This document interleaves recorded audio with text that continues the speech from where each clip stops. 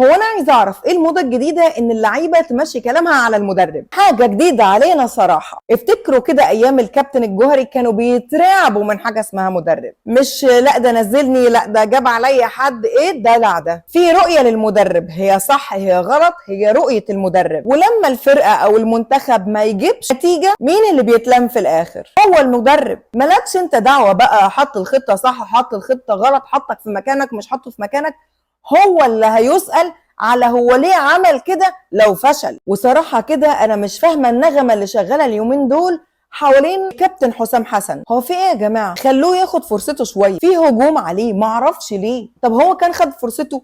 طب شفتوا عمل ايه؟ ما هو الماتش اهو كسب فيه 3. نفس الفرقه في افريقيا اللي فاتت اتعادلنا معاها وما عرفناش نكسبها مع المدرب الاجنبي فيتوريا. طيب ما ندعم الكابتن حسام حسن ونشوف ايه اللي هيحصل بعد كده. ما احنا دعمنا ناس كتير، هي جت عليه يعني؟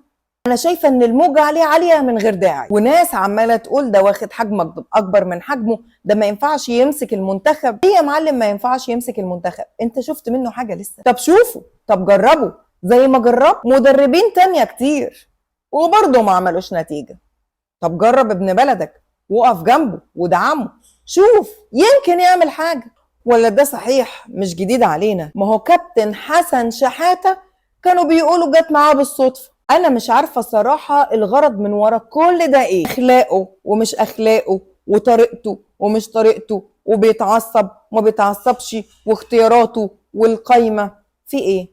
طب ما تستنوا وتشوفوا النتائج وبعد كده علقوا بقى كل تعليقاتكم. ما تهاجمش وخلاص من غير ما تشوف نتائج. ده حتى المثل بيقول لك لا تذم ولا تشكر قبل سنه و6 اشهر، واحنا لسه ما شفناش منه حاجه. ادعم واصبر وشوف نتائج وبعد كده ابقى احكم. وده اخر الكلام. سلام.